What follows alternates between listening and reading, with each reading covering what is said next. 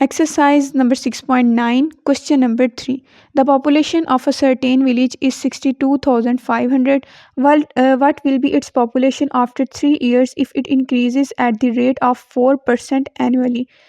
Solution है given population equals to, given population किसी village की क्या है 62,500 आफ्टर फर्स्ट ईयर, पहले साल के बाद उसकी पॉपुलेशन हो जाएगी 62,500 plus 4% of 62,500 which is equal to 62,500 plus 4% को हम लिखेंगे 0.04, 62,500 equals to 65,000 after second year के बाद हमारे पास क्या बनेगी, जो पहले वाले ईयर की थी population 65,000 plus 0.04 multiply by 65,000 which is equal to 67,600 after third year equals to 67,600 plus 0.04 multiply by 67,600 which is equal to 70,304.